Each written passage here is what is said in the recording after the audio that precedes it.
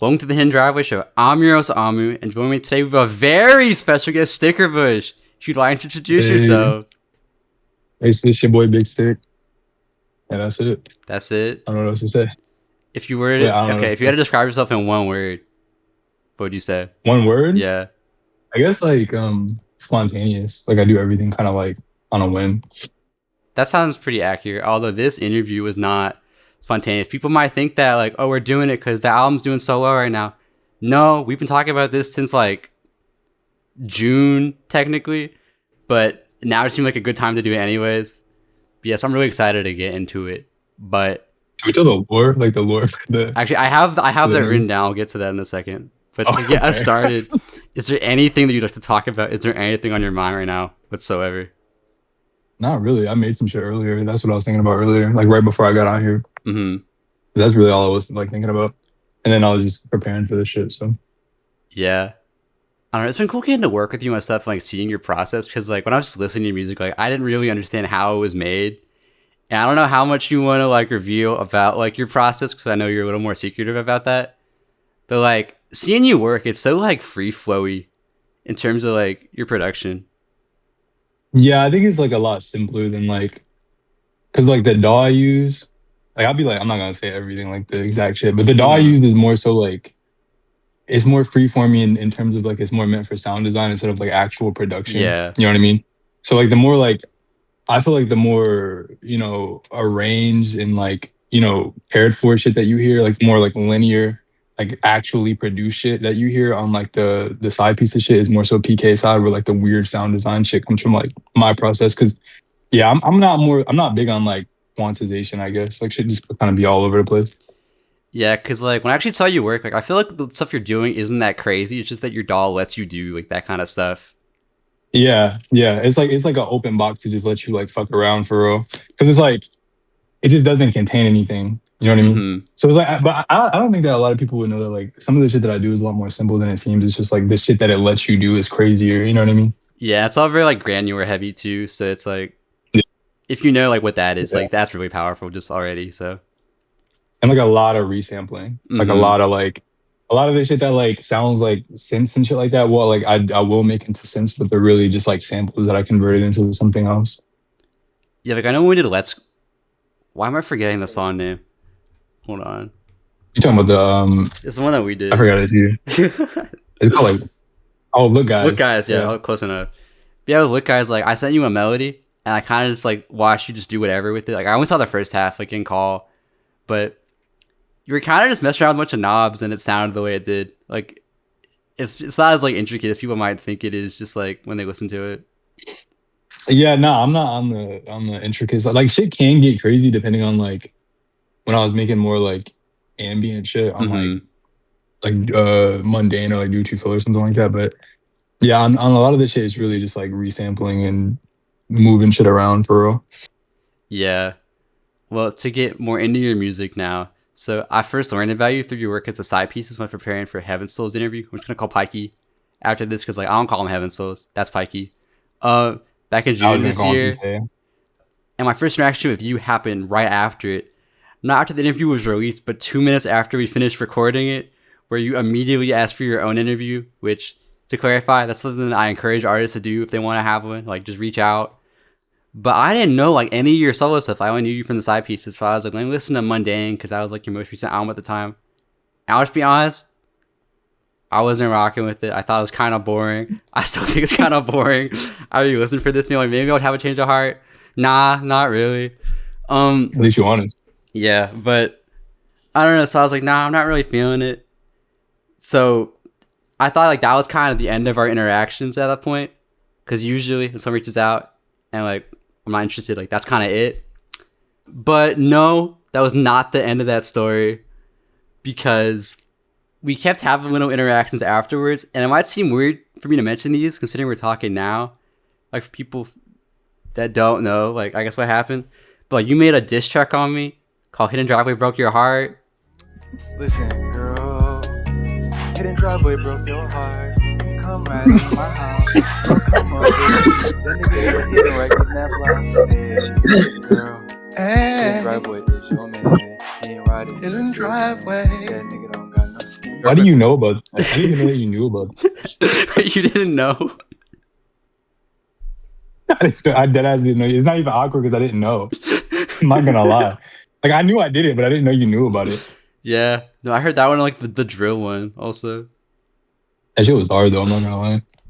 So yeah, there was that. And then when I was in New York with Pikey, like me and you got on like a half-hour long like argument on the phone in the middle of a Wingstop. So when people are like, man, these guys must like hate each other. This is fucked up. But like the whole time I could tell it was definitely like you weren't being serious, you were just messing around. And when Tactile Shop came out, I think you told me to listen to it. I was like, I'll check it out. And like, we just ended up having like a really good conversation. I think the whole project made me understand like you as an artist and like a person just way more. I don't know. I feel like every song you make is like it creates its own little like world that you feel like you never get to like fully explore. That's kind of why you keep re-listening to, because you want to get back into that little like space that you create with your songs. And like they always have these really cool like soft vocals, and then there's a cool mix of them being like very like intricate and like glitchy like we were talking about before. But they're always really like serene and like peaceful a lot of the time too. So it's a cool like mix. I guess I was wondering like how you got into music initially, and then like some of your influences for it. I got into music, I was telling you earlier, it was like junior or senior year of high school. It was whenever I got my first laptop. Because most of my childhood, like I was just listening to a bunch of shit. I was like, and I didn't realize this till recently, because I just like recently got into like scenes and shit when I met like PK and shit like that. But a lot of these niggas in these scenes have been making music since they were like 12 years old. Mm-hmm. So like I hadn't been making music that long. It'd probably been when I was like 17 when I got my first laptop. And I used to do little like weird shit though. You know what I mean? Like when I was a kid, I don't know if you, I used to, I was telling PK about this. I don't know if you know like the music choice channels on like actual cable. Oh yeah, But like on cable. Yeah. I used to like switch by them. Like there was like this little button that you could have on the remote where you could like transition between two channels. So if Cartoon Network was like 45 and Nickelodeon was like 30, you could press a button and it would transition between them. So like I would go from like the country station, like the country music choice channel to like the gospel one and just like switch between them. I don't know if like kids would usually do shit like that, but I always wanted to make something. I didn't have a laptop, or like I didn't have a means to do it. But as soon as I got a laptop, I got FL. And then over time, I just got bored of it. Mm-hmm. Like I just like, cause it's just like, yeah, we already got the whole shit about what we talk about with it on Darksons or whatever. But yeah, I just got bored of it. And then I started just like using like a shit ton of different dolls and shit like that. And then music became like, I was like, when I was a kid, I was always like into, like I played basketball in high school. Like I was on the team and shit like that. But I never liked it. Like I just never like I like to play like street basketball with my friends and shit like that. But everything I tried to do, I just wasn't into. Like I tried fishing at one point. I just never liked any of it. And then music was like the only thing that like I didn't have to consistently try to do. I just like ended up doing it consistently regardless. You know what I mean? Mm-hmm. Influence wise, it's a lot for real. But like I think my biggest like influence from like an electronic perspective is OPN. I remember when I heard R+7, that shit kind of, I don't know, it's just the way that he makes little worlds in his music is like influential to me. And then it's like not everything needs to be like linear. Like things just kind of move, like a beat will just switch randomly, or like the drum progression isn't like static. It's just like one drum will be over here and then one drum will be over here and then like bam, there's like a whole new song. But influences period, there's a lot. There's OPN, the Beatles. I got a lot of influence from the Beatles. JPEG, a lot of like old school R&B, like TLC and SWV and shit like that. A lot of soul, like Teddy Pendergrass. A lot of that shit that like I grew up with. I'm sure there's a lot more. There's this new record I've been listening to called Daytime Viewing. That shit is hard. And I can already feel myself like becoming influenced by that. Because there's some shit where like I'll hear it and it'll kind of change how I want to make shit. Because I'll see it and then I'll be like, oh, like sometimes I'll hear some shit and I'll like it, but then it's like, I'll see how it's allowed to be kind of garbage. Then it's like, okay, I can make my shit kind of garbage. I didn't know I could do that. You know what I mean? Because I feel like there's a fine line between like experimental and garbage. But like you got to allow certain shit to be a little bit garbage to be seen as like experimental, I guess. You know what I mean? Yeah, would you say like Chico Noriko also? Who was that? I found your like music board website. I saw that you had her like really high on there. You found my music board? Yeah. Wait, what is it again? Chijiko Noriko. Oh, you talking about old girl who worked with I forgot that nigga name, but they made like that like That's like the blue and green cover. that micro sound. Yeah, they made that micro sound album, I'm pretty sure. Cause Yeah. I like some of her shit. I like what's his name more though? Aoki Takamasa. That's his name. Aoki Takamasa. He has some cool shit. Because I think PK put me on to him because I didn't even know about microsound before he had showed me about it. Yeah, because I know she's sampled like on Dark Skins. Yeah, she's hard. I think PK likes her a lot more though. He's into like the more like glitch oriented shit. I like shit like that too, but I think I more so like shit in like the like soul R&B realm. I think I get more influence from like arrangements more than I do like technicality because I feel like I can do all the technical shit. It's more so just arrangements that be throwing me off that are like weird to me. Yeah, I saw you like Sweet Trip a lot too, which makes sense now that I know it, just because like all the sound design stuff with that album for VLC. Yeah, the Velocity Design album. Yeah, it was really good. I like the other one too, the one that had Milk on it. I'm not good at remembering like record names, but the one with the Milk song, that shit is hard. Like the more acoustic one, the more acoustic album, that one's really good. I remember like their 2021 album also, but then Robbie ended up being like really weird, so I have like no desire to go back to that one anymore. Wait, what's up with that? Like the guy in Sweet Trip ended up being like a massive like weirdo. So like, what do you think? Like one of them boys? Like he was doing stuff to the girl in the group. I forgot exactly what it was, but like, oh, it was like some Crystal Castle shit. Yeah, just really unfortunate. Yeah, and then like for Peggy, we said that like Cornballs is like probably the biggest inspiration for you in terms of like his stuff because like I feel like, vocally, absolutely, yeah, absolutely. Like just like texturally, that album is like insane to me. Like I've never heard I had never heard an album like that texturally before that. I heard a lot of shit that I liked and a lot of shit that I was influenced by, but yeah, that album specifically, if it's one thing that I am influenced by him, is definitely that record specifically. That record is like a whole world in itself, to be honest. Like all his other shit is cool too, like Veteran and shit like that. Those are good records, but yeah, All My Heroes is like a different beast to me. Yeah, I know hearing Free the Frail for the first time was like mind blowing to me. Yeah, Free the Frail and the title track, and not the title track. The title track is crazy too.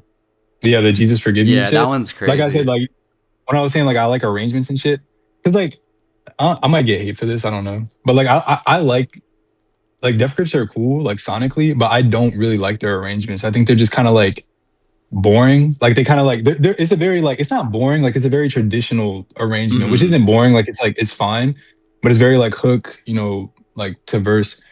I just like shit that like the arrangement makes no sense. Like it just like does whatever it wants, but then there's still like a part in it that's like really catchy. I really like those like non-linear arrangements. That's why that album is so strange to me, because that song makes no fucking sense whatsoever, but it's like hard. I don't know. Yeah.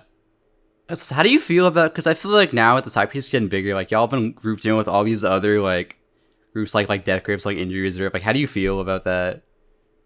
Well, like some of them I am influenced by, like Phoenix. By the time I get to Phoenix, that's a crazy record. Like that record is like really good, and that's definitely something I feel like I'm probably influenced by. But I mean, I feel like we've taken all these influences, because I'm never gonna not admit them. Like I think too many people in this scene specifically, like in the experimental scene, are like embarrassed to like admit their influences. You know what I mean? And I just don't like that. Like, but I do think that we kind of took all those influences and like filtered it out and made something like that people haven't seen before. You know what I mean? Because it's a new thing. Like Dark Skins to me is like a new type of record. Like it's like its own thing. Yeah. And like the reason that we even really, like a big reason that we kind of wanted to make the record was kind of because like we didn't feel like there was a lot of like Black expression, specifically like Black cultural expression, not only in like, I don't think it really even exists in like the sound collage scene like that for real, but just like in the experimental scene in general, like just like not having to talk about a specific thing and just like doing shit,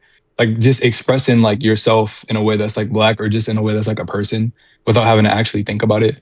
You know what I mean? So a lot of it was like unconscious for real. Like I'm sure that we had like, you know, a lot of influences from shit that we like, but yeah, I think that it was like kind of filtered out of us unconsciously, you know? Yeah. Cause I know like Pikey said that like the album was also kind of like picking fun at a lot of those things too. That's kind of why like Sexy Red and like Glorilla are like on there, for example. Oh yeah, no, but like that's the thing though. Like I genuinely do like heavily fuck with Sexy Red. Like Sexy Red is just mad hard to me, and that's like another thing that I felt like it doesn't really happen a lot. Like a lot of like, you know, because there's like in the experimental scene, I don't really like a lot of the scene because a lot of it is like out of touch. You know what I mean? Like a lot of people are like, they kind of look at a lot of shit in the mainstream as if it's like lesser or something, and it's like not. Like, because if most people are listening to the shit that's over there, it's probably doing something right. You You know what I mean? And then when you like use those acapellas, like when I make like some goofy ass, stupid ass beat, and then I put Sexy Red on it, I'm like, damn, this shit kind of hard. Like this shit kind of slap. So it's like, I don't know. I think that there's like really hard shit in there, like Lil Durk, Lil Baby Gunna, all that shit. There's like some. I'm like a huge 21 Savage fan and shit. Like there's some crazy shit in the whole mainstream rap scene, and that's where a lot of the culture lies. So it's like I have a respect for it, and I don't feel like I'm like experimental is like above it. You know what I mean? Mm-hmm. It does get samey. I'm not gonna like completely play devil's advocate and not gonna act like it's not. It doesn't get samey after a while, but at the end of the day, there's really good shit in there. And when you merge it together with shit like that, to me, like the Sexy Red shit isn't like making fun. Is more of it's like paying homage. The shit that we really made fun of in the album is more so like niggas in the experimental scene and niggas who use FL Studio. We being real, because those are niggas that I don't fuck with. Yeah, even though you were a former FL user. Yeah, but like I had to graduate from that shit, bro. Because when you try to do like certain shit, like you'll use FL and then you'll be like, damn, there's like, bro, it's the fucking. You try to side chain some shit. You ever try to side chain some shit in FL and like you got to move the wire over, nigga? Why are you moving wire? Like it's like you're in like a modular grid, but you're just trying to side chain or like adjust the volume of some shit. So you got to move that ugly ass green wire over. That shit is just ugly, bro. I'm not gonna lie. No, I watch our make stuff. He has to like he makes like an automation clip. And he copies it like 100 times over for like each kick individually. Like you don't need to be doing all that, bro. Every time you see like something complex, like I know there's like a whole scene of niggas who make like Botanica and FL, but you see their project file and it's some shit that you can do in like one stem in Ableton. And they be like really ripping the whole DAW to do that shit. FL is just goofy to me, bro. I'm not gonna lie. Like that shit is mad goofy. Mm-hmm. But like shout out to all the niggas who make good music on FL. I'm pretty sure like, you know, some bona fide legend out there uses it, but yeah, I can't get jiggy with it. I'm not gonna lie. Mm-hmm. And then like, how did you get involved with Caperflower? Because that's also, I'm sure, it has like a big influence on your work. Caperflower, I had met all the people in there, and it was kind of like the same thing that happened with me and you. I was like, y'all niggas need to like put me in there, and they were like, yeah, nah, you be doing too much. And then over time, I just started hanging out with them every day, and they were like, yeah.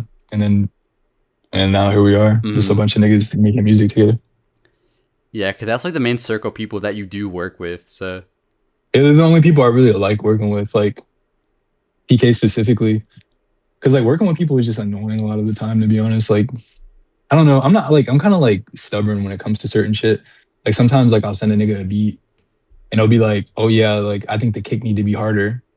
It's just like stupid ass frivolous shit like that, to where I just feel like a producer. You know what I mean? It just doesn't feel like accomplishing. Like that's why I like working with people in Caperflower, because like I'll send them a beat, and if they know what they're doing, so like if they want to do something, they'll just do it. You know what I mean? They'll just be like, oh, I'll mix this in my way, or you can send the stems or whatever. It just feels more professional. Plus, they're like my actual friends, so that's an added plus. You know what I mean? Yeah, I always love when artists have like, you can tell they have like a circle of people. Like for example, like I don't know if you've heard like Bappy's stuff that much, but like all the stuff on their album is just like their friends. Like no matter like what you listen to, I think it's really cool because you feel that sense of like community within it. That's how like everything, like that's how like the ASAP Mob is. That's how like Drain Gang and shit like that. Like you don't want music is like the place where people go when they don't want to have a regular job. So you want it to feel like home. You know what I mean? So I don't want to make music with a bunch of coworker niggas. Like that just, it don't do nothing for me. Yeah. So no mandated Travis Scott feature. Oh no, hell no, I would do it. Like I'll get the bag. Like I'm not gonna lie. Like if like some big ass artist was like, yo, I need you for a beat. Like how The Weeknd did OPN. Like how he like got OPN all over that new album. Do whatever you want me to do. If you want the kick to be at exactly 6.3 decibels, I'll do exactly what you need me with that bag. Yeah. But if I'm just like working with other like underground niggas who like who are in the same position as me, I'm not doing all that, because it's like we in the same spot, bro. You know what I mean? Yeah. I was also told that you're a big fan of a band called like Circa Survive. I don't know if you want to talk about that. Oh yeah, it's my favorite band. It's my favorite. So when I was growing up, I live with my mom, so it was just like a very like regular, Black household or whatever. She was listening to like Neo and like Usher and like all that like early 2000s like R&B shit. And don't get me wrong, shit like that's hard. But my uncle was more like, I lived with my grandma for like a year, and my uncle was more like he was more like listening to like My Chemical Romance and All American Rejects and Circa Survive. And Circa Survive was the one that I liked the most, because like the lead vocalist sounded like I just never heard a lead vocalist like that at the time, but I had never heard music like that in general. Like I didn't know that like I honestly, if I'm being real, I didn't know black people could like music like that until I was like hanging around him and he was listening to shit like that. So like, yeah, Circa Survive is like one of my biggest influences for real when it comes to like, because they did a really good job at making like the emo rock shit, but making it like melancholy in a way that didn't feel like whiny. Because a lot of the emo rock shit is just like really whiny to me. It just gets annoying. But they did it in a way that sounds like them niggas were genuinely sad. Like it sounded like they were genuinely going through some shit instead of like I'm trying to go through some shit. You know what I mean? Yeah, because how do you feel about slowcore? Because I feel like that has like the somber atmosphere without like the whiny vocals. It's like a lot softer. I mean, it's fine. Like, I don't know. Like, it's fine. I don't know.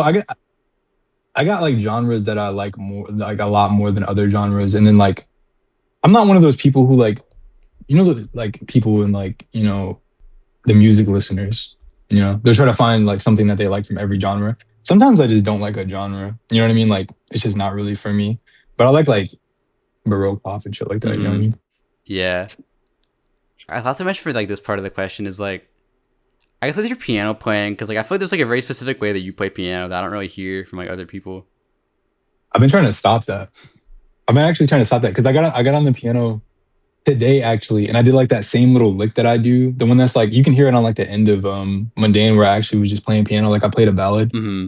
Yeah, I do like this very specific lick whenever I play it. I don't know why, but it's like, I think it's like one of those like hyperfixation. Every musician or everybody who makes art has like hyperfixations that either you dive into or you gotta like kind of cut it back because you'll keep doing it. You know what I mean? So, but yeah, no, I think I do have a really specific way to play. Plus, I'm not classically trained or anything. Like I've never like actually gotten lessons or anything because we couldn't afford that shit. So whatever that is probably just from like a lack of knowing how to do other things for real, if I'm being honest. Yeah, because I know you're like a G sharp demon. That's like your favorite key, right? Yeah. Yeah, I'm not gonna lie.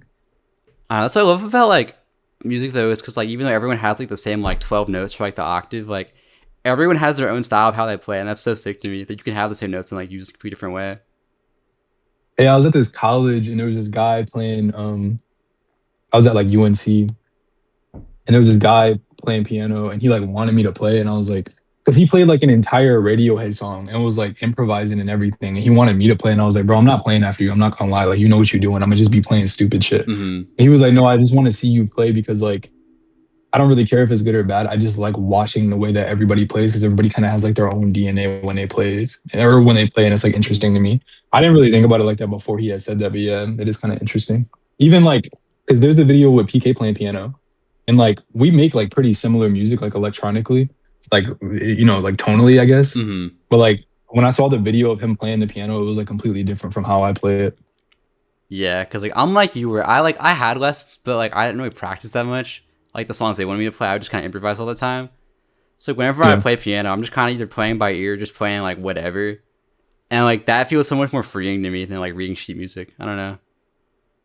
Hey, I don't think I would ever, bro. Once I heard that the Beatles didn't know sheet music, I was like, yeah, fuck it, we ball. Like I'm not learning that shit. Because I think I used to kind of like, I remember taking like a music class in like middle school or some shit like that where we learned some of it. But I remember that shit was being boring as fuck. Like I was like, yeah, nah. I imagine that there's probably like really good benefits to it. But if you just know like basic theory, like bro, you can get away with like just like C major your whole life and make crazy shit. It's not really about like how complex the shit you're playing is as much as it's like what you do with it. You know what I mean? There's like infinite possibilities for real. Yeah, because like I know where I was taking lessons, like she had multiple students at once, so she had those keyboards that have like the headphones on them. So you can play while she's teaching other people. And I would just play random songs for like half an hour and then she'd come back and I'd have to like play whatever she wanted me to play, like first try because I hadn't been practicing. No, and that's how like a lot of like early rock and shit was. Like they were like just doing covers, you know, and then bands got bored and they were like, no, we want to do our own shit. So I mean like, yeah, I never learned that way. Like I know a lot of people learn by like learning how to play other people's songs or like, you know, trying to reproduce like other people's beats and shit like that. But I never did that because I can't do anything that I find boring. Like if it's boring to me, I'm not doing it. Even like practicing, like if I make like a practice beat, it's got to be engaging in some way. Yeah, I do miss when I first started playing though, because like I felt like whenever I come up with a chord, I was like inventing it for myself almost. Like it was like, whoa, I didn't know I could do this with this. And then you like don't know the name of it, so it's just like. Because I'd be doing that, like sometimes I'll just be playing and I won't know the name of a chord, but I'll be like, damn, that's hard. Like that shit is crazy. You know what I mean? Yeah, I like doing shit like that. That shit is fun. Yeah. Moving on. So, while I do mostly want to focus on your solo work for this interview, as there's way more to you than just this, I'd be remiss if I didn't bring up the Side Pieces, which is your cloud project with Pikey, especially after your album Dark Scenes with Licensing Problems has been receiving such a huge surge in like popularity recently. And me and you have spoken about this before, but I think it's really cool how you and Pikey have kind of like an inverse relationship with y'all's music, where like Pikey is like way more like chill most of the time, but his music leans more like aggressively, and then you're kind of the opposite, where you're, like you might be a little more like aggressive, but like your music is very chill, which I think is like a cool dichotomy to have as a group. So, like, just like, what is your process like for working with Pikey? I'm not even saying for that album specifically, just like in general. Like, how is that? PK is like literally the best person to work with. Like I'm not even like saying it because he's my boy or nothing. It's just like there's a reason that we made 3 albums and I like barely have any music with anybody else because he's just easy to work with. Like if he doesn't like something, then he'll usually try to change it.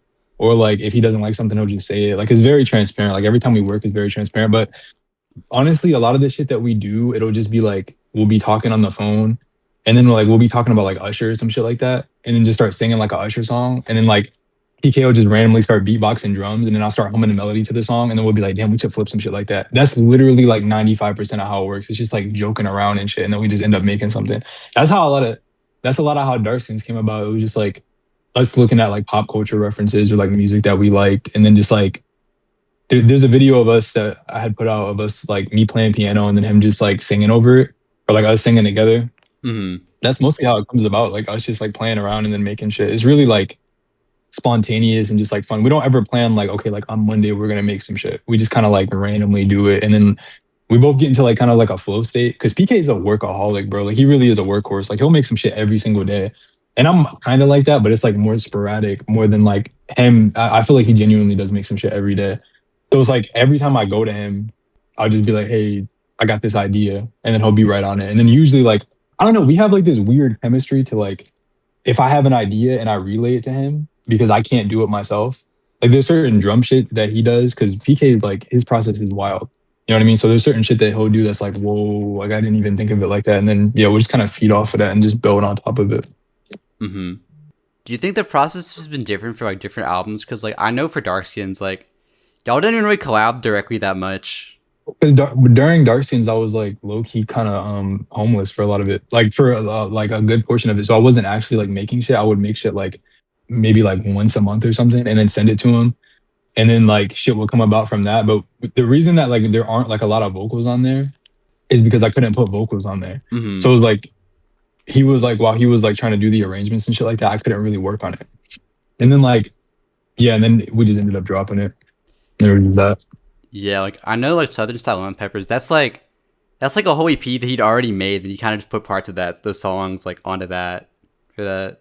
We both have that. That's why some people say the Loosen Up That Back or like the Keisha hair pattern shit. They'll be like, it sounds like a different song because it is. Because like at the time when I was like making a bunch of shit, I don't know if you heard the Furniture Store EP. Yeah, I did. But there's like songs from there on the shit. Yeah, there's songs from there on the shit because that was the EP I'd already had. And I was sending it to PK like, oh, you fuck with this? And then like I guess like when I dropped the EP, he didn't like hear it. So like he put it on the shit. So for a while I had deleted the Furniture Store, but then I put it back up because I was like, fuck it, we ball. And that was before like we had got the traction or whatever. So yeah, some people like are like, it sounds like it's like not cohesive in certain spots, or like it doesn't, because like we were kind of just making shit and like putting it together, and then like we weren't really talking about some of the shit. Like I saw this thing that was kind of like it said something about how like Madlib and MF Doom, when they were working together, they were just like, they weren't even really talking. Like they were just making shit and like taking shrooms and then just like making shit and dishing it out, but they really didn't say a word. During like the later part of making it, that's kind of what we were doing. Like we were like making shit and not really talking about it. We didn't really talk about it till like after we had put it out and like in the beginning stages of when we were making shit, because we made like so much shit. And then I had some crazy shit going on, so like I couldn't really work on anything anymore. But then, yeah, then I was just like sending him like random shit that I liked, and then he had put it on that song from that EP that I had already had. So that's why it sounds like different in certain spots, because we just took certain EPs that we had and just like put it on there. I was like, fuck it. Yeah. Is Darklight different then? Because like I was like, now you are able to like collab more directly. Yeah, Darklight, we was 100% like cooperation. Like we were just like, we were very intentional with everything. Like that's the thing. A lot of people were like, Dark Skin sounds like it's like crazy and all over the place, and it doesn't sound like intentional. some of it isn't. You know what I mean? Some of it, and I think that's like the magic of it. Like some of it is just like sporadic and it just kind of happened. I didn't expect it to get as big as it did, to be honest. Mm-hmm. I'm glad it did because I do think it's like a really special record. But yeah, some of it is just kind of random because it like literally is, you know. But yeah, Darklight's more, I wouldn't say contained, but Darklight's more, we had more of a end goal with it. Mm-hmm.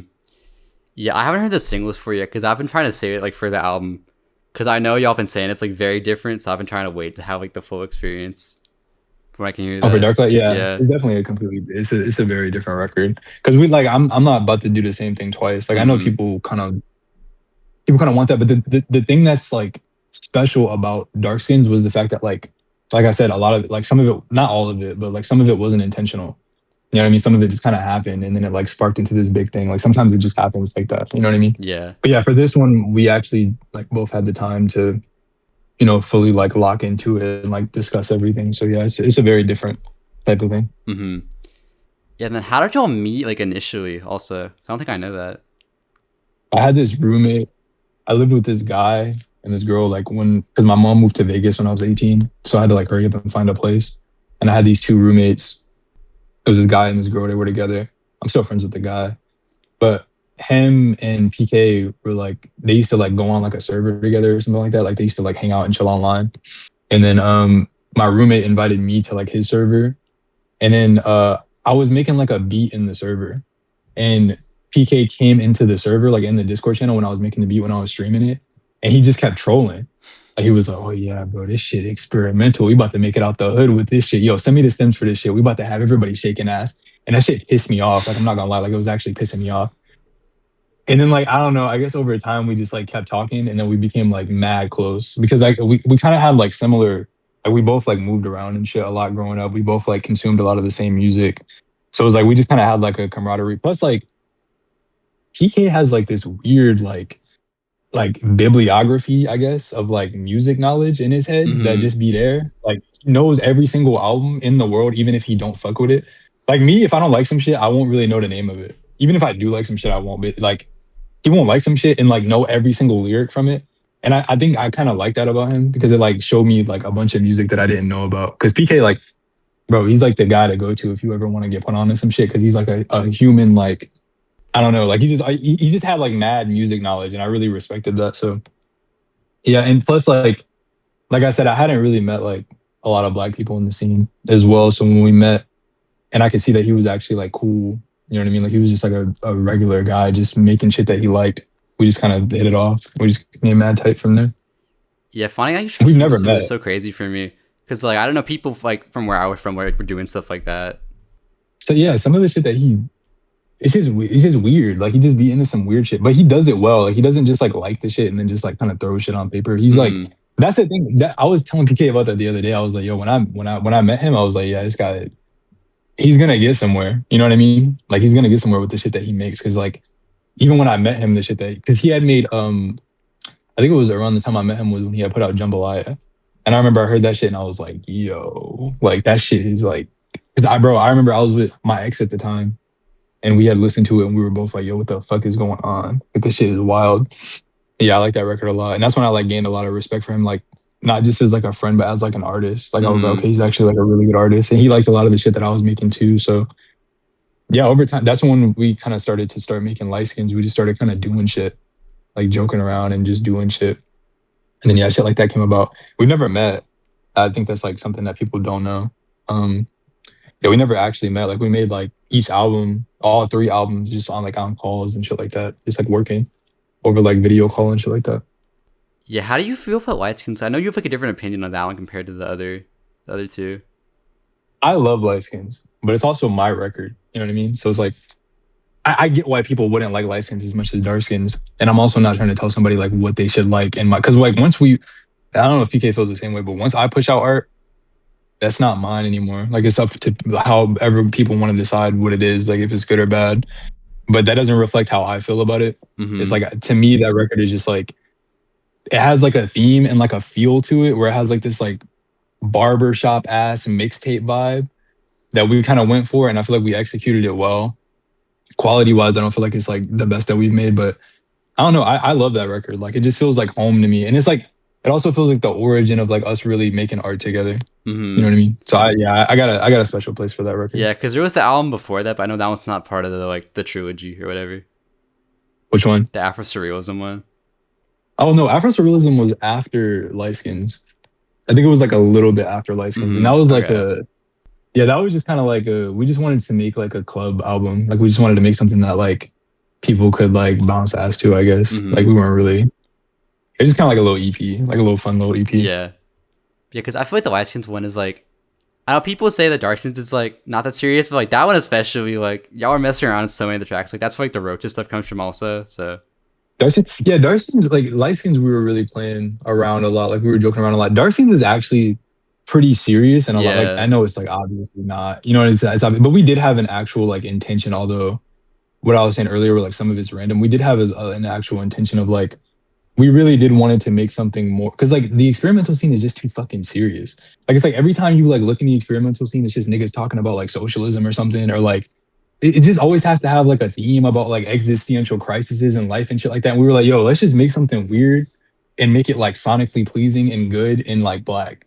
And that's what we wanted to do. You know what I mean? We joked around a lot making it, but we were really serious about how like we thought there needed to be like a pocket for just like fun shit to exist in the experimental scene. Yeah.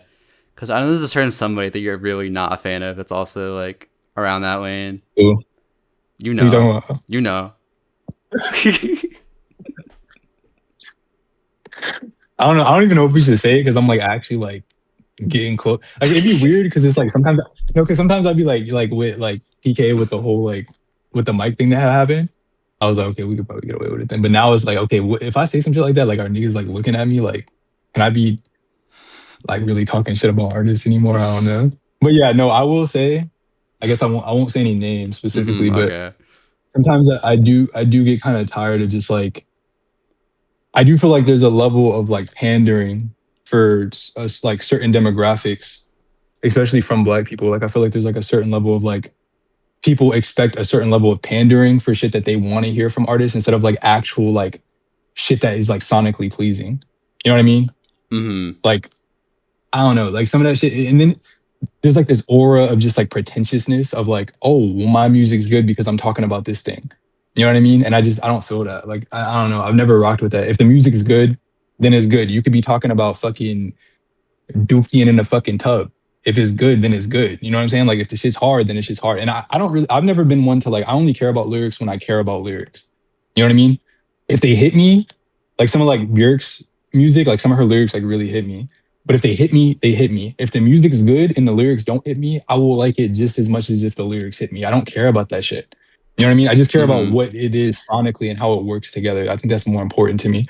But yeah, some of the shit in the experimental scene, niggas just be like rapping over white noise, talking about Fidel Castro and shit. Like, I don't want to hear that shit. And like, no hate to anybody who fucks with shit like that. It's just like, I'm a grown ass man, bro. You know what I mean? Like, I'm not bumping shit like that, but that's just me.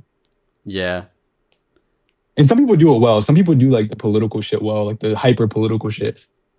And you can tell it's not forced, but then there's other people where it's just like, it feels like you're making like a FL Studio beat and you're just like overcompensating with like, oh, this shit, you know, this shit trash. You know, it's mixed like bounce that ass. It sound like ass. It feel like ass. It smell like ass. But then you're talking about something that is going to get you like base points, I guess. And it's, I don't know. I'm just ranting at this point, but yeah. Yeah. No, I think like Old Peggy did that well, for example. Like, that's like a good example of that. Yeah, no. I think JPEG does that well in general. Like, I think like he kind of started it a little bit. Like the whole like super weird, like, I mean, obviously like politics and rap has been a thing since the beginning. That's not what I'm saying. I'm not saying that that's like a problem. That's always been a thing. And I also think that like he's been doing like the weird shit with the political shit from the start, like the whole edgy shit. But then you can see people kind of trying to like, you know what I mean? Like, like, let me do that. Let me do it like worse. But like, because I mean, like, Peggy's like a crazy, we can all acknowledge he's like a crazy producer. You know what I'm saying? Yeah. Then it's like you see certain shit. And then it's not just the political shit that I don't like in the experimental scene. It's also just like, some of this shit just sound like bullshit. Like, I'm not gonna lie, like some of it is just like loud ass, like white noise with niggas like doing silly shit all over. I don't know. I just don't like a lot of the experimental acts. The thing, I like the things that are like, you know, seen like traditionally liked because they're usually better. And they're just like these stupid ass like contrarian bits and shit like that. I don't like that beat repeat shit either. Not the beat repeat, but like the gross beat.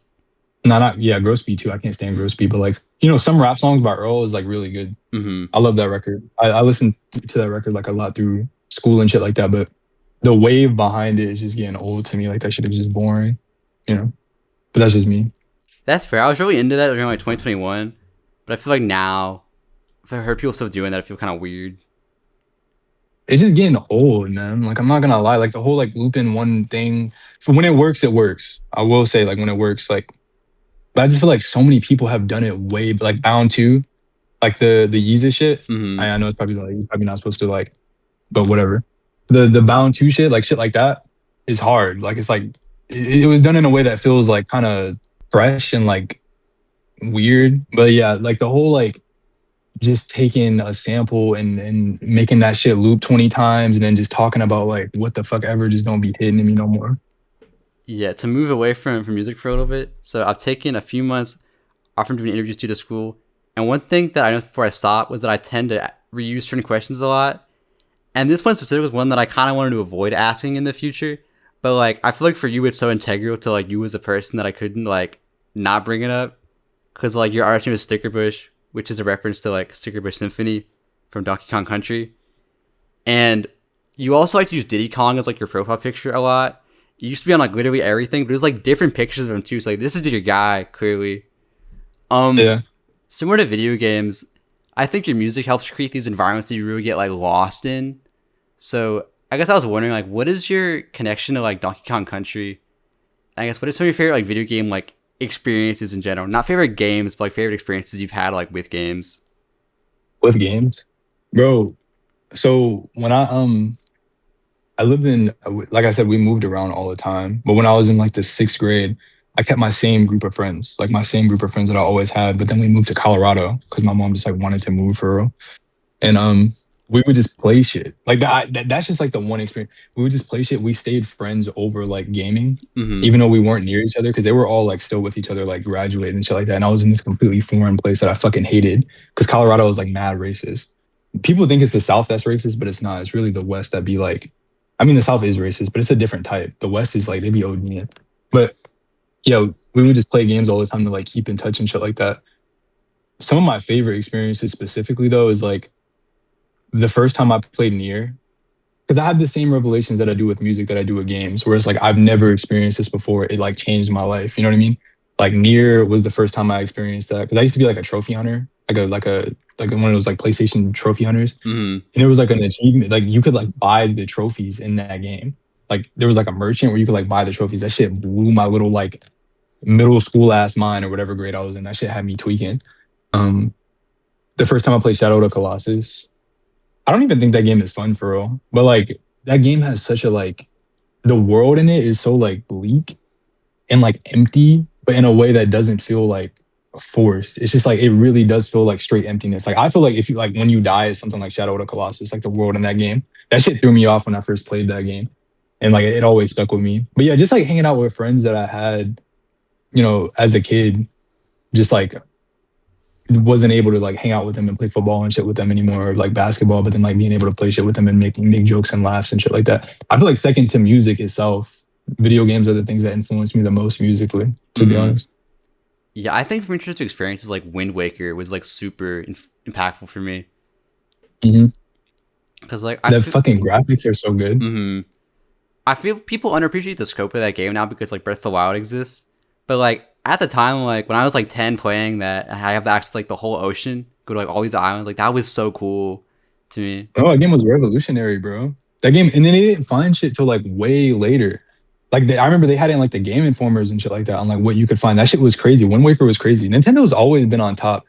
Diddy Kong specifically, I used to play Donkey Kong on like the early Switches and like the early Nintendos and shit. And like I don't know, bro. I just always liked Diddy Kong. Like he was just like I just like playing with him, and I play with him in Smash sometimes, even though I'm trash with him in Smash for real. Because that nigga is hard to play with in Smash. But yeah, I don't know. He just always had this vibe that I liked. Like he was just chilling. He never had ops. He was just chilling with his big bro, Donkey Kong. They was just chilling, like throwing bananas at niggas and shit. But he was always just like there, like just minding his business. I always like take influence from people who just be minding their business, and he was always doing that. But yeah, I like Diddy Kong a lot. But what were you saying before that? Oh yeah, Wind Waker. Wind Waker is different, bro. I remember when I played that shit when I was a kid. That shit blew my mind. Not even just from like the shell shaded. I think that was like one of the first times I saw like the shell shaded shit done that Mm. way. But like just like the combat and that shit, like the fact that you could just explore anywhere, like that was like my GTA. I was like, yeah, that's crazy. Yeah, I know. I used to like when I'd be at school, I'd like think about playing that game too. Like just imagine like what I could find like when I went back like after school. I don't know. Yeah. I feel like that's what games are kind of lost for me. Like now, is like I feel like I just don't explore as much and really get like into the world as I did when I was younger. Yeah, I can't tell. It's been for a while for me. I can't tell whether or not games are genuinely getting worse or if like I'm just getting old. Like I'm just getting older. I But think we're just like I getting do feel old. like it's a mix of both. Yeah, but like a part of me feels like it's a mix of both. Like I feel like all the monetization bullshit. I remember when I was a kid, you just bro, and the fact that it's crazy to me that this is becoming like a boomer take nowadays. Like I was talking to my brothers about this because my brothers are younger than me, and they were like saying it's like a boomer take. But I was like, bro, when I played a game back in the day, you played that shit. There was no microtransactions. You earned every single skin. You earned every single item. There wasn't no pay to win bullshit. And that shit is just like so rampant through games nowadays to the point to where it's left like a sour taste in my mouth. Like I'll play like one of the best games I've played, and then it's like, damn, I gotta buy a skin. And it's like the old nigga in me always like, don't be fucking with it. I'm not gonna lie.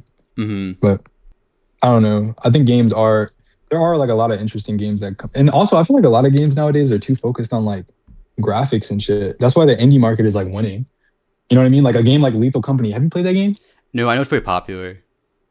That game looks like bounce that ass. That game actually looks like ass. But that shit was like popping for a minute.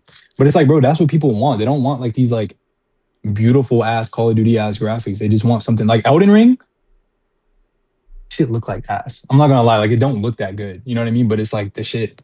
You know, that's what people want. And there are like there still are a lot of games like that. Like my favorite game is Neo 2. And I'm so hyped for Neo 3, bruh. That's what I was doing before music for. I was just making spreadsheets for Neo 2. Hmm. I think the last experience I had where it kind of reminded me of like how it used to feel was like there was this stupid like Roblox plane crashing. I was playing with Bappy and some other people, and for like 3 hours we were just doing random challenges like, oh, we need to all get like on top of this one plane and like crash this other plane onto it, or like we'll see how long we can last on top of the plane while it's flying over the ocean. And like I used to do stuff like that all the time where I'd make up my own little challenges in games. I feel like that's kind of what I've lost like now because I don't just like mess around with them as much anymore. I don't think it's you though. I think like games nowadays are just like mad linear. Like I saw this video, it was like this like video essay about like how Grand Theft Auto games have lost their like charm. And it was saying like how like in Red Dead Redemption 2, or just like Rockstar, not Grand Theft Auto, but it was saying like in Red Dead 2, the missions, like the structure made you go in this way. If you went outside like the designated line, it like took you out the game. Where like, and then they showed like GTA like Liberty City or some shit like that. And like it was like blow up this car. And if you wanted to put like a C4 under it, you could. If you wanted to like throw it inside the water, you could. Like you could like do whatever you wanted. It's like that. There's just too much linearity in games nowadays to where you have to do shit the exact way they want you to do it. You know what I mean? Yeah. I know you like Resident Evil 5 a lot too, right? Oh, I love that game. That was the first game I beat. Like the first game I ever beat. Mm-hmm. Well, that game came out in like 2009. I was like 7. Yeah, that was the first game I beat. I love that game. That's my favorite Resident Evil because I feel like every Resident Evil game, there's like a portion where the game is the funnest shit you ever played, and then they take you off that portion, and it just becomes mad boring. I'm gonna get hate for that shit because niggas love Resident Evil 4. Once you get out the village, that shit is boring as fuck. I don't care what nobody says. But then 5 was the one game where I felt like they took you out of places so many times that it was just like whatever. 6 did it too, but 6 was ass. Like they didn't do it in a way that was like good. But like, yeah, I love Resident Evil 5. It's one of my favorites. Mm-hmm. Yeah. So moving on, your most recent work, such as your song that we produced together called Look Guys, as well as your Hammer Down Set EP, has been moving in a bit more of a glitchy direction, I would say. And I wanted to tie the unstableness in the production to the fact that you're going to have a pretty big life change happen soon. So you're currently in like North Carolina, right? Yeah. Yeah. But you and Pikey are going to be moving in together, which is like, that's pretty big, especially because you say like you haven't met before also. So like you'll be moving in like with your music partner essentially to Houston, which is pretty far from where you're at now. And one of the songs on Hammer Down Set is called New York also. So I guess how do you feel about moving, especially because you did it so often in the past? And are there any other places in the world that you just want to see, whether you'd want to live there or just like visit? Moving for me was really traumatic. I think like niggas don't talk about how much moving a lot because I moved like I moved constantly. Like I was never in a school for like more than a year. Like I was constantly moving around, and like my mom would just kind of do it like on a whim. Like she would just do it like spontaneously. We didn't have any money to do it, so we'd like move somewhere and then be in like a hotel for like a year, be in like a homeless shelter for like a year, like be living in our cars and shit like that, or her car. So like moving to me has never had like a positive connotation. I've always hated it. But I've lived like a lot of places. Like I named that one New York because I have lived in New York. Like I lived in upstate New York for a while, over in Utica. But yeah, I don't always have like there's always like this fear of it. And since I moved around so much, like I always like I don't like to like unpack shit too much in my room. I don't put up posters and shit like that because I've never been able to like get comfortable. Even like with music and shit like that, it's hard for me to like keep files and shit like that because I feel like I'm gonna lose them. You know, so it's like it comes with like a lot of shit when you constantly have to do it when you're young. But I do like that like me and PK did like we talked about how we wanted to like Texas to be like the meeting ground, and then we wanted to move somewhere with like a big art scene, like California or New York or something like that. Like if we start to get like more traction and start to do shows and shit like that. So it's like that would be different because it would be something to like progress my career. You know what I mean? And like do something that I actually want to do for a living. So it would be more sensible, I guess. Like it would make more sense to me to do in that perspective rather than like, oh, somebody said we have to move. Now I gotta pack up my shit and go. So yeah, like now that I'm an adult, it feels more hopeful and it feels like I'm doing it for an actual purpose that's gonna boost me up. Because me and PK together, if we making shit like this, like half the country away, you know what I mean? Like it'd be crazy getting in like an actual space to work. Because we already have like ideas for shows and shit like that. Ideas for like merch that we want to do. Like, yeah, we got like some crazy shit planned for that. So yeah, it's definitely exciting. Yeah, especially because like now it's like your decision to go do instead of like, oh, we're doing this now. And then for no reason, like it would just be like she would just see some shit on like Facebook or something, and then be like, "Yo, let's go there." Yeah, I didn't like that. But yeah, now that it's like up to me and it's like actually something that could benefit, because in my head it's like once we get together, we're good. You know what I mean? Like it's not like because we used to say the same thing with Dark Scenes. We used to be like this shit. Like we didn't say if it would blow up. We would be like when it blows up, when it gets somewhere. And then it did. Yeah, when you're making good art. So it's like when you have an intention and it's like, oh yeah, we're gonna go to this place and we're gonna do this thing. We're just gonna do it. Like it's not gonna be like, hey, if we're just gonna get it done. So yeah, that's something that I'm really excited about. Someone like living with somebody who has like a shared interest with me where we can just build off each other. And then do you have like a favorite place that you've lived? Probably my hometown, Charlotte. Yeah, that's where I'm born. So yeah, living there, that's when we had came back and I had made all my friends and shit in Charlotte. It just feels like home. Like this, like South, like, a lot of my family's here. It's always just felt like home. I like New York too. New York is cool. I just fucking hate Colorado. Like I can't stand Colorado. But yeah, Charlotte feels like it's like my home. Yeah, I was surprised. That's like a bigger state than I thought it was. Like I know people are like moving there a lot right now, right? Oh yeah, plenty of people move to Charlotte. Like it's becoming like a little mini Atlanta. Like it's not like as big and they're still kind of getting their shit together a little bit. But yeah, there's a lot of like construction and shit happening. Tourists like is getting there. Like it used to. I feel like it used to kind of be more of like a retirement place. Like older people would move and shit like that. But yeah, it's starting to become like it has more of a culture. It's always had a culture, but it's starting to build off that, and that's something that I like a lot. But it's not quite there yet. There's not a big art scene here. Like I think the only two, we got like 3 celebrities, and it's like they're just like kind of like it's like the baby, Zach Galifianakis, the nigga from The Hangover, and then like John Coltrane or something, and that's really it. Like we don't really have. Virginia, like near us, has like all the Pharrells and Missy Elliott's and all that. Like clips and stuff, yeah. Yeah. Yeah, I'm excited for y'all moving together because like that'll definitely be like a massive like shift in terms of like what you're able to do. Especially with like visuals too. I don't know if you want to do more stuff visually, but like that'd be a huge change also. Yeah, it would be nice. I also hope that the Charlotte scene like grows more so that we can come here and do more shit. Because I think that there's some shit coming out of Charlotte, like MJ Lennerman or whatever. I think they're from North Carolina. I know like there's some small acts too from here, from like Asheville and shit like that. Because Asheville is like the art capital, but it's too fucking expensive. I know that's where like Glaive is from. Yeah.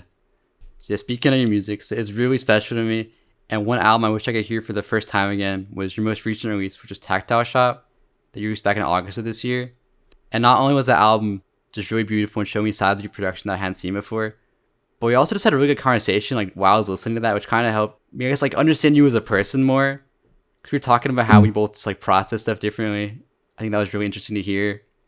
I bring this up though because I want to learn more about that album, given that I know for you, music is more of like a escape than a way to like express yourself per se. Like you like treating music as like a separate world rather than like something you put yourself into. It's like, how is creating that album? Tactile Shop was actually good. Like I actually liked creating it because I kind of changed my process on every album, but that one was like I had a process as when it's like when I'm done, like when I finish a song, that's it.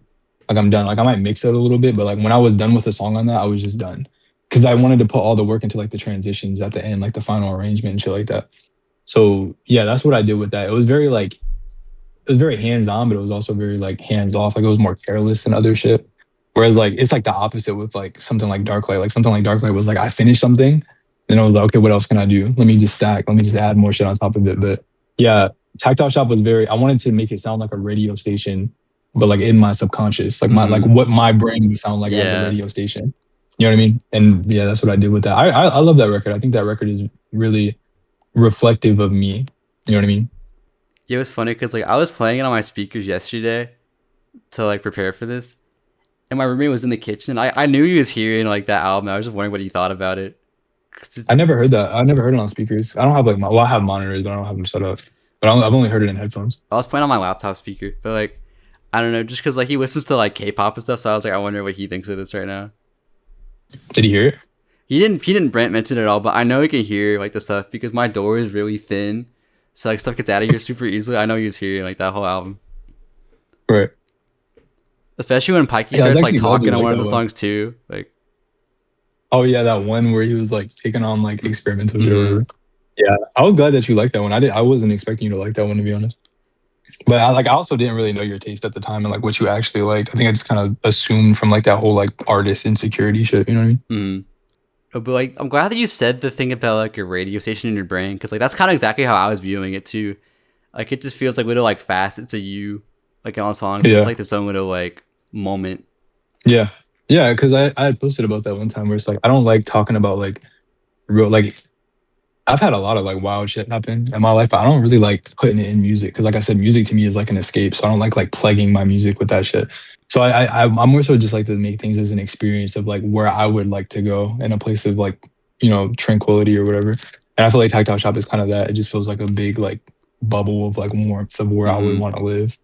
Yeah, that's how I feel about like the boredom. Although with that one, it's like, it starts off chill, but I feel like it's like slightly like unsettling at the same time too, with the little like granular bits that like sparkle in there. Yeah. I sampled something for that shit. That project file was actually really weird. But yeah, boredom, that song meant a lot to me because it was kind of like, I made it as in like, kind of like a analogy for like being depressed and shit like that. Because like I feel like boredom and like depression go hand in hand. You know, like most of the shit that we do in life is mostly based on avoiding boredom. The reason you don't want to go to prison or jail is because you don't want to be bored. Like being bored is like the worst thing you can be. I think I just wanted to kind of make a song replicating that. Yeah, I also like that album too because like I feel like me and you have like a kind of similar ear for like writing like melodies and stuff that we like. But I feel like the stuff that you make compared to mine has like a, I guess like a more like mature edge to it, if that makes sense. Like it sounds more like adult. Oh, you think? I think so to me, yeah. Because I feel like my stuff is a lot more like cheery, I guess, like kind of like childlike, and I feel like yours felt more like mature. I don't know how to describe it, but like, that's always what I thought of the album. Like a somber edge to it, I guess. Like, that's what people. But yeah, I just like I think I just like atmosphere and like environment. That's my like mission statement when it comes to like music, or like my end goal is to like I want the music that I make to sound alive. Like I want it to sound like an ecosystem. Like every stem is like moving in some way. I don't want to just like niggas just be adding amen breaks on songs and shit and calling it a day. Like I want like every single stem to feel like it's contributing to each other. Like it feels like, you know, a little ecosystem. Yeah. This gave me an idea. Like, would you ever want to do like a sound art exhibit or something? Maybe. I think like yeah, I think I would do shit like that. That's more shit that like I think about doing like later in the future, like when I actually have like the money to do it. You know what I mean? When I just like do a more artistic shit. But yeah, I'm gonna be real. I'm not like huge on like movies and like visual art and shit like that. It's more as like, I don't know, because I feel like visuals and feel are like different, and I think sound art would be close to that. But yeah, I think like when I get to a point to where like my music has been like respected and like seen as like something that people become like attached to, then it's like yeah, I would want to bring that into real life because a lot of my music isn't like, I don't even have like CDs for a lot of it. Like Darskins has CDs, but they don't like exist in the real world yet. You know, when it does, then yeah. Yeah, I like about the visual thing too, because like, yeah, I feel like a lot of your album covers are like very like simple, where they're just like pictures you took. Oh yeah, I don't care about the art. Yeah, I don't care about. Because normally, like, I asked about people's like visuals also, but like I could tell that like for you, it's not as much of a priority. The Tactile Shop one, I had my manager, because she like makes a lot of the cover art if I don't make it, and for that I was really like, yeah, I just want like a picture. Or actually, she had made like a mistake with the track 1, track 3 thing, and then I was like track, and I was like, no, that's hard.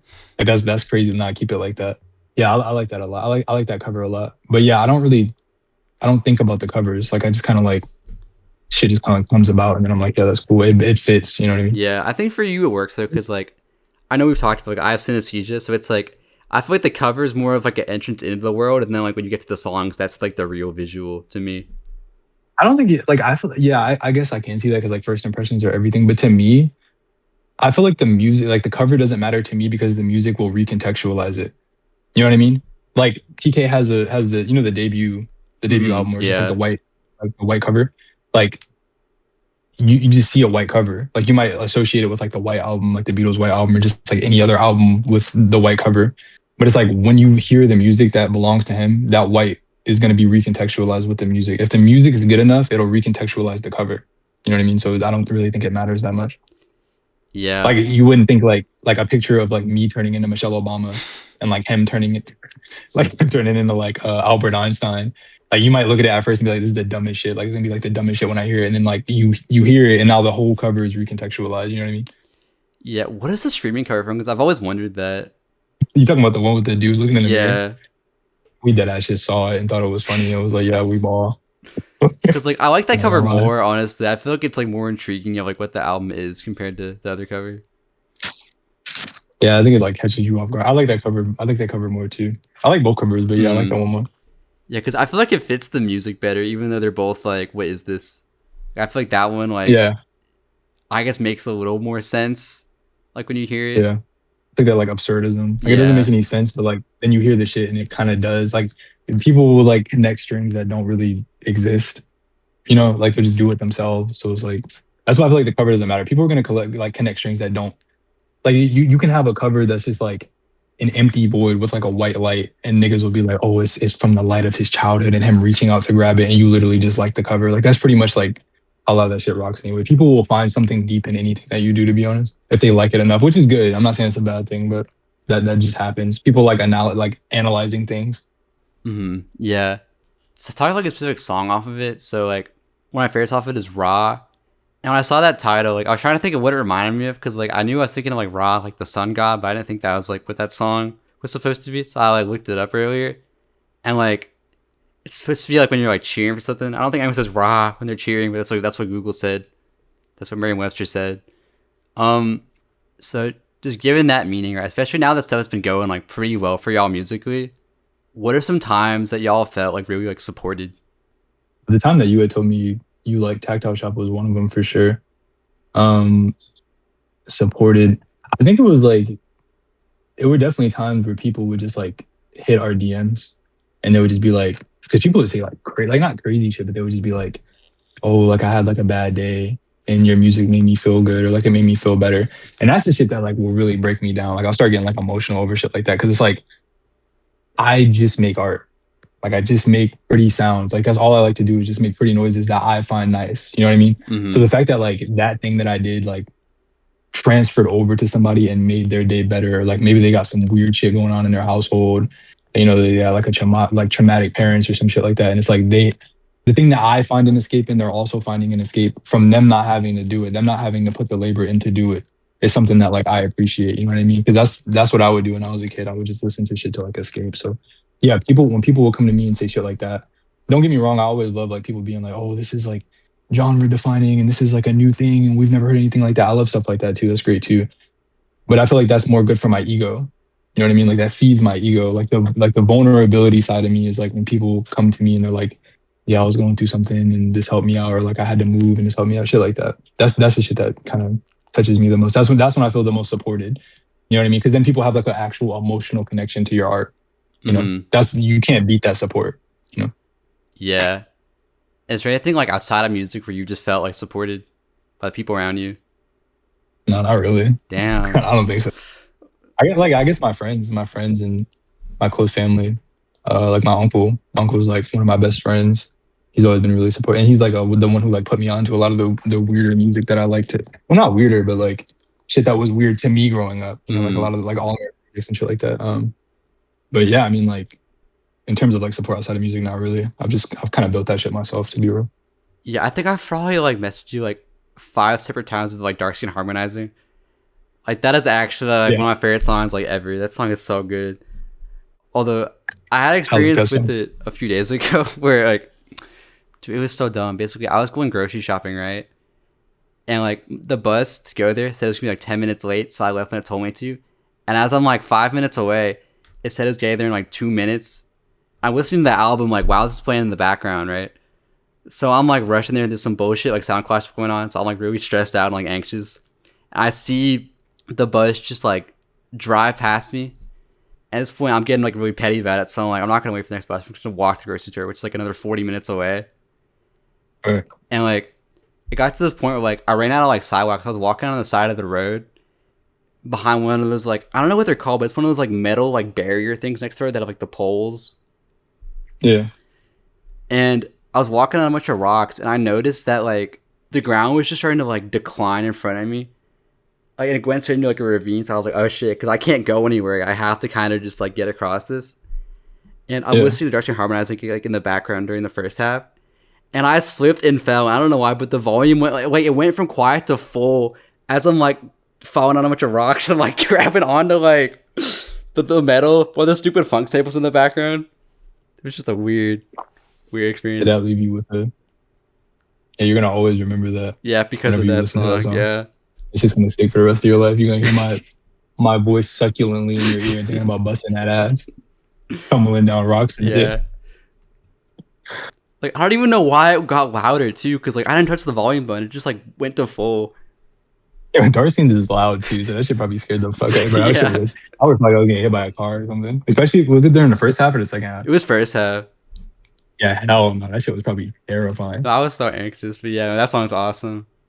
But yeah, I'm glad that people have been finding that album because like it came out in March. The fact that it's blowing up now, like that's not common for that to happen. Where it happens like thankfully it was this year still, so like y'all are able to get like the rate your music like boost and whatever. But like it's not normal for that to happen. Where like months later, just randomly get like a huge resurgence like that. Yeah, I still don't understand that for real. How? Because it was getting like traction like slowly. You know what I mean? Like, and one day it just like everybody was like, yeah, this is the one. It still throws me off, to be honest. But like I'm grateful for it. I would have never expected that. Like people were like something that I contributed to. Like me and PK were talking about that. I was like, we like expected it because we feel like we make good music, but you can expect something and it just hits you and you're like, whoa, this shit is surreal. It's still kind of surreal to me because it's still growing. You know what I mean? Yeah. Which is weird. It's like every day I look at it and something else has happened. Yeah, because like everyone I've turned the album to, they're always like, oh my god, when they hear like the first song, because like they've just never heard something like that before. Yeah, the first track is like that shit is weird. But yeah, no, I could see how like that intro would really like throw people off. As in like what's going on. Especially because like there's no intro, it just starts immediately too, which I think helps add to it. Besides like that random ass like Hope Core sample, shit is just like strange. Something else that you might think is a little strange is that I know earlier I said like I don't like asking repeat questions, but there is one question that I ask everybody in these interviews because I have a segment where I ask people to play rock, paper, scissors with me. And the last one that I did, I beat Alkaline Pink, so I'm currently on a 2-person winning streak. And I was wondering if you wanted to play rock, paper, scissors. No, you're not gonna beat me, bro. I'm not gonna. You're definitely not gonna beat me. Let's run it. Let's run it right now. You gotta close your eyes though, because it's a delay with the camera. But okay. Yeah, it's like open your eyes after you do your move. Yeah. Okay. All right. Rock. Are you counting? Yeah. Rock, paper, scissors, shoot. Okay. Yeah. Rock, paper, scissors, shoot. Oh, okay. It's 2 out of 3. It's 2 out of 3. Okay, Yeah. Run back. All right. You got one. You got one. Okay. Rock, paper, scissors, shoot. Okay, you kind of nasty with it. I don't know how you doing that, but you seem like one of them niggas who would like look up the rock, paper, scissors strats, like the psychology for it. Yeah, I was gonna go scissors for that second one. I was like, nah, I gotta go paper. Boom. That's it. Yeah, you bodied me. I'm not gonna lie. Also, like, I hate to break it to you, but like that means you're one of the worst people at this ever. Cause like I 1-2'd you, and that was it. No ties, no nothing. Like you're like an F tier rock paper scissors player. I think I just got bad luck. I'm being real. The ratio was not my favor. Yeah, I know when I first started doing these, like I was tracking like my overall like how many won and lost, but now like I have such a big winning lead that I don't even care anymore. Like I don't think it's possible for me to like fall back bad enough that I'm losing more than I've won. You about to be on a nasty streak, bro. Because I feel like you got that rock paper scissors luck for real. No, my highest one was 5, like 5 back to back that I won. Nah, that's wild. I don't know if I can get back to that though. That's wild. You gotta have something going on. Wait, who beat you last? Let me check. I have a spreadsheet for it. Let me check. Cause like it's been a minute, so I've kind of forgotten the ones I've done. Let me see. Oh wait, no, I forgot. On the thing, I didn't beat. Oh wait, no. I lost 2. I didn't win 2. I lost 2. I forgot how my spreadsheet worked. Cause like it said 1. I thought I beat them. I lost 2 in a row last time, but I beat you, so now I'm back. I mixed it up. That's my bad. Hey, shit, you restarting a streak on me? See, that's how you know I'm a little out of it. I completely forgot how my spreadsheet worked. It's just been like 3 months. Like I don't know. 3 months since you Did one of these, yeah. Oh yeah. I forgot about that. Oh yo, I forgot to add. I should add this actually.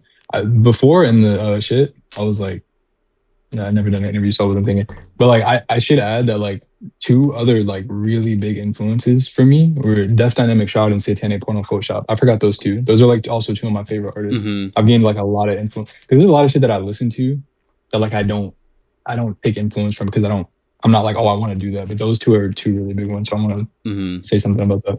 Yeah, I know the first one does a lot of like sound collage. I don't know about the other one though. Like I've heard of them, I haven't heard any stuff. Yeah. Satanic Shop. Yeah. They have the it's like this long ass name. It's like this weird ass name. But yeah, Death Dynamic Shroud, the I'll Try Living Like This. One of my favorite albums, like by far, like really one of the few vaporwave albums I really like. But that shit is like by far one of my favorite albums. I love that record. No, I really liked, what was it called? It's the album that has like the eyeballs on the cover. Oh, it's like I forgot the name of it, but I know what you're talking about. That big ass eyeball thing. It's Yeah, like the thing that it has like the Olivia Rodrigo like sample thing on it. That album is hard too. But like I don't know. I'll Try Living Like This. That shit just like really, because I heard that kind of young, so that shit kind of did something to me. Where I was like, yeah, that was one of the albums I feel like made me want to make shit for real. Like it made me want to make some of the shit that I make today. Yeah. Also, their sampling techniques are like crazy. Like they have like crazy. They have a crazy like way of doing things. Mm-hmm. No, I saw them live 2 years ago because we were opening for George Clinton, but I got to their set late, so I didn't even like. Okay, though their set was kind of just like intermission music. I'll be honest. Like no one seemed like they were paying attention to the set. Yeah. I feel like they kind of make music like that. It's like they have music that kind of feels like it's probably hard to perform. You know what I mean? Mm. It didn't help that they were performing with like Frost Children also, who is like way more high energy. So yeah, like, that didn't feel like a fair like setup for them. They did it. They performed after them. No, before. Oh, I feel like that's better though. I feel like for acts like that, it either has to be like the first one or the last one when it comes to like that kind of like calm down. Because I used to think like, okay, how am I gonna perform certain shit that I make? But then I saw like this. I don't know if you saw that video with Tech Linto, where he was just like scrubbing through FL Studio and like making this like weird ass chest noise. Where he was like, oh, he's making like weird ass noises the whole set, just like looking silly.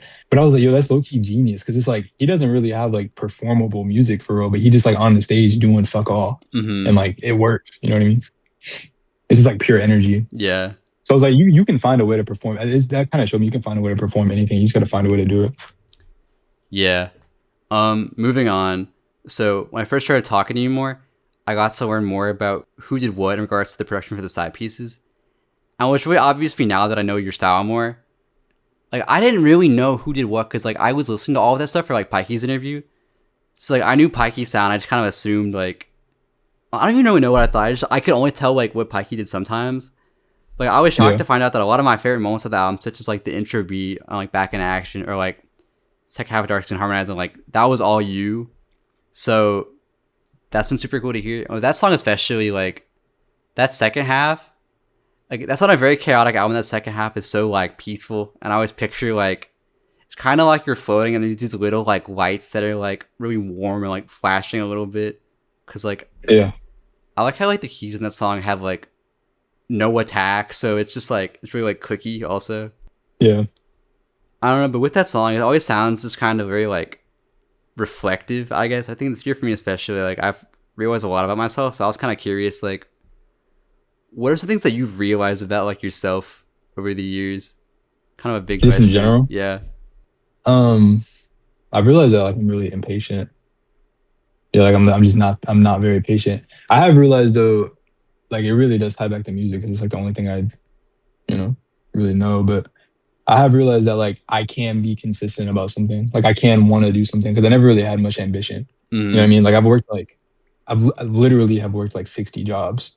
So it's like I've never like been at one and been like, oh, I want to work up the ladder, or oh, I want to become a manager. I've never had that. I've never had that ambition to want to move up. I just like want to make money to get by to pay rent or whatever. But yeah, music is like when I started making shit and like getting like tight into it, it showed me that I did have that part of my brain that was like, oh, I have ambition. I want to be great. So learning that was good because when you don't have that shit, like I'm not saying that's what I would do, but like that's how niggas be ending up in like Jordan Peterson YouTube videos and like looking at like Andrew Tate and shit like that. So I'm just glad that like I found something that like I have the ambition to work towards because every person needs ambition or something to strive for. You know what I mean? We're goal-oriented creatures. But I've noticed I'm really friendship oriented too over time. Like I really value friendship really heavily. I've noticed I'm really sporadic. And like I'd be wilding sometimes. Like sometimes like one day I'll be chilling and then the next day I'll be straight tweaking. But that's because of the other shit. But yeah, I mean that's just realizations that I have. I don't know if I guess the ambition one is the more concrete one. Yeah, I forgot to mention why I asked that. The reason I said that is because like I feel like your music is very like pure expression of yourself, like we were talking about earlier. And like because of your workflow, it kind of feels like it just like pours out of you because it's not linear. Like it just feels like it's like its own entity that you can tell is created by you. So it just sounds like you're pretty like in tune with yourself. Oh yeah, that was why I thought that. I guess that is another thing. Yeah, I do feel like I'm really self-aware about things, and like I'm one of those people who are like really like I just think about a lot of shit, and I think about how I am. But I'm one of those people who are like I don't really filter myself or like hold shit in. Like I'm very like me at the end of the day, and I do put that into music because it's like there's a millions of other artists out there that people can listen to that kind of like hold themselves back and sugarcoat themselves. So I might as well make some shit that like. If people don't like it because it's me, then they just don't like it because there will be a subset of people who do. Yeah, I think that was my big realization this year. Was I just kind of gave up on masking like altogether because I was like, if people won't like who I actually am, like why would I do that? That's a realization you have to come to when you realize that like I don't know if you've ever had like a circle of people that like. You can tell that they're only around you because they want that mass version of you. And then when you're like more yourself, they start to get like kind of the ick a little bit. Yeah, that type of shit is the shit that like I feel like everybody has to break off from, Yeah, because like this year with my school, like I was trying to make more of an effort to like be more socially like involved, I guess, which is kind of why I wasn't doing this as much. And like since then, I have way more friends and I'm getting invited to more stuff for just like not trying to put on like a front, I guess. And that's kind of showing to me like, like I didn't need to do all that before. It's probably holding me back a lot. So does it feel like kind of like releasing? Like does it feel like there's like a weight lifted off? Yeah, because I feel like I would always feel like stressed in social situations because I'm like, I hope they think I'm normal. And it's like you can still be normal and be yourself. Like there was not like a way I had to be before. But I had to like stress myself out over not fitting into like whatever I thought that like version of me was. Yeah, I think as long as you're like socially acceptable, like I think that's where niggas be going wrong. Like they be like, oh, niggas, people don't accept me, and they like picking in their boogers and like wiping their ass in front of people and shit. They don't know. Nobody want to see all that. But I think it's like if you're like you're a socially acceptable dude, like you know what I mean. I think that you should find people that you should be able to be a little socially unacceptable around. That's like the true friends. Like I feel like I can say literally whatever I want in front of PK, but. Yeah, no, I feel like it's good to have like a group of people where you can like legitimately be yourself. Cause like putting on a mask and trying to be something different is just like, taxing. Like that shit. Like I feel like that shit actually takes like years off your life. Yeah, especially in like high school, especially like that was when it was the worst for me. I think because that's when you don't really like know who you are yet either. So you're kind of like your opinion on that is just like what's around you. I see like people, I'd be like, I don't even friends with those people, but then I know that I wasn't like them and think that I was the problem for not like fitting in with them instead of just like it not working out. Yeah. Yeah, and it's usually not you. It's usually just like them like projecting what they want in themselves onto you, especially in school. Like them like wanting to be something and then thinking that you should be it. So when you do something that's outside of that, it's like, oh, you this and that. You know what I mean? Yeah. I'd rather just not fit in that with people at all than like have to force something that's not, because I don't know how to do that. Like I don't know how to like, if I have to mask, I just won't say anything. You know what I mean? Like I just be quiet. Yeah. But I also don't think that you should either, because like again, like my first interaction with you, like you were being fully yourself, and I just didn't like really like know you like that yet. So like, but now that I know you, it's like that's just like who you are, and it's chill.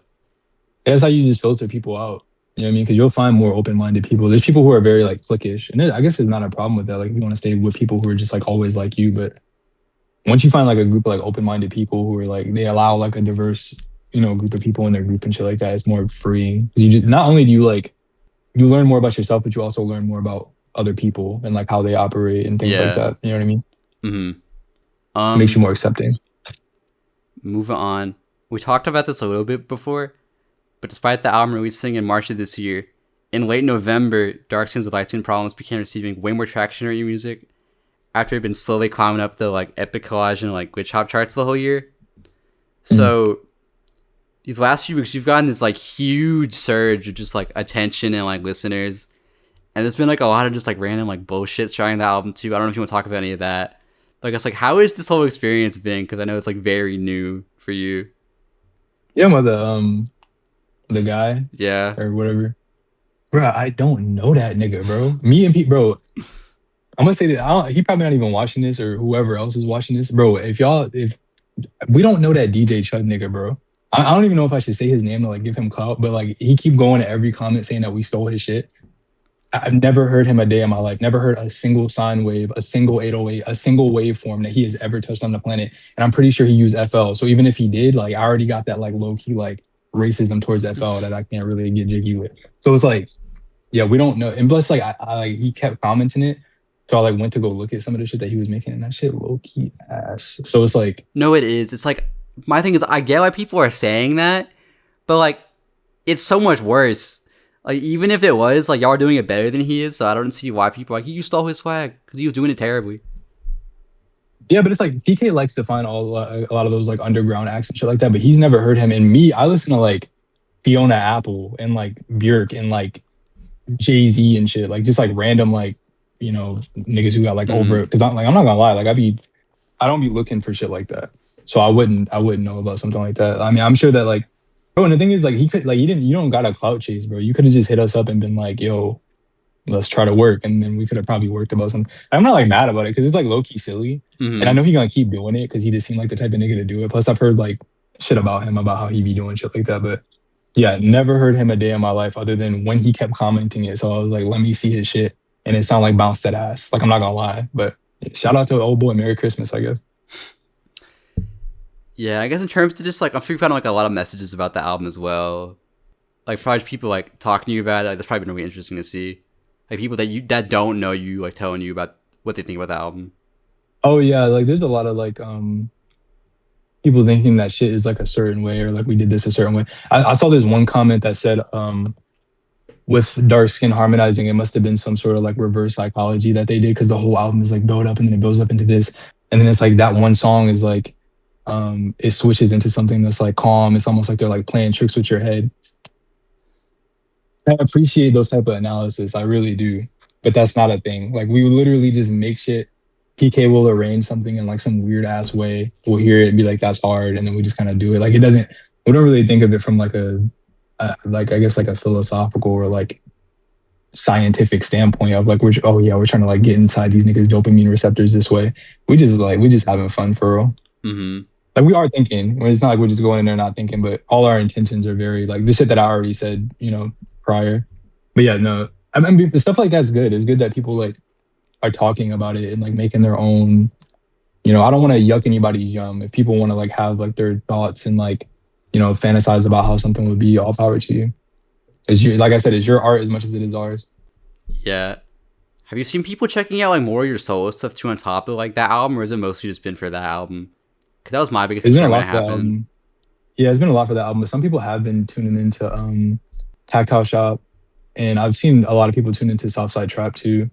So yeah, some people have been looking at certain shit. I don't really know. I haven't seen really like comments on like Tactile Shop or anything, but it seems like it's rated fine. So yeah, it seems like people are fine with it. But I think like the thing is, when people hear something like Dark Skins, they're probably gonna want to hear something that's like, you know, people like they want to hear something that's like that thing. Like they hear it and like, I want more of it, more of it. Mm-hmm. And I think for us, it's kind of like an isolated thing. Like me and PK talked about that. We only really like making shit like that with each other. Like the whole like the silly like experimental like joking, freestyling and shit like that. Like we have different intentions for what we want to make in our solo world because we have different like. Because like his music is so serious like most of the time. Yeah, like Southside Trap is a lot more serious. Tactile Shop is also a lot more serious. That's the type of shit that we like to do like on our own. Like just more like reflections of how we feel, you know, like just putting that out there and just like getting like a trance state while we make sure like a flow state or whatever. But like when we get together, it's more so like, let's just have fun. Like let's just have as much fun as we can. So yeah, you can hear it. Yeah, but I'm really glad that's been getting the attention it's deserved. Especially because like I've been seeing that like Pikey's interviews had like a huge like influx in views also. So it's kind of cool to have like a perspective, I guess for him at least, of like before that happened. Because like for you, like people are only gonna know about you like most likely like from that album, but for him, like they have a version of him like from prior to that. I think it's cool to see. Yeah, he has that one interview because I've seen people have been looking for like information on us and shit like that. So this is actually good because they'll get like more insight on things to like learn about. Because it's not like we were trying to be like Playboy Cardi, nigga. Yeah, we were trying to be like mad secretive. We just didn't have interviews or anything. So it was like because this album just blew up out of nowhere, like it just like took off. So before that, we didn't really have much shit regarding, you know, us. But yeah, this will give people more insight on like, you know, how we are. And then you got the same heavensouls interview too, so they'll get more context on the type of people we are. Yeah, I guess speaking of which, because this is like perfect timing too, because like Graham got this huge uptick, and then like Darklight is on the horizon as well. So I guess like what's next for you like going forward? I got a lot of like short-term and long-term goals, but short-term, just promoting Darklight more and having Darklight come out and like hoping that people like it. We definitely got more side pieces stuff. This is the end of the trilogy though, of the Dark Skin trilogy. We want to make more side pieces stuff, but we want to detach from that and do something completely new. Long-term, just get to Texas, make as much shit. I want to build like an actual studio, and I want to get in touch with like, you know, like actual like musicians, like people who like play various instruments and shit. Cause I want to make something that's more, I want to like do like a final boss version of like the shit that I would make. So like the thoughts that I have, but I want it to be brought to life by like an orchestra or something like that. That's later down the line. I don't get the money for that shit right now, but yeah, that's something that like is one of my dreams, to have like a symphony of people that can just like make my ideas come to life, be more of like a composer. But yeah, short term, just getting Darklight out, seeing the reception for that, and then just working on more shit, honestly. And getting with PK and seeing the shit that we do. But we also want to make more videos. Like we want to make like videos and shit like that so people can like have visual context for the shit that they're hearing, because we have a lot of video ideas. So yeah, that would be some shit that'll come up. Yeah. I guess like, is there anything that you want to like manifest for like the future so we can look back on this and like see if it happened or not? I want to make a beat for Lil Durk. I'm like deadass. That All My Life song is hard. If I can make a beat with Lil Durk, bro, I'm telling you, that's gonna be the one. Would it be like a Lil Durk type beat, or is it like one of your songs and he just like hops on that? I would want to do like a Lil Durk type beat, but just add some like silly shit in there somewhere and just hope that he ignores it. Like them little ugly ass drums I be doing where it'd be like it'd be like falling down the stairs or whatever. I just want to add that in like one bar, and he'd be like, yeah, that's hard.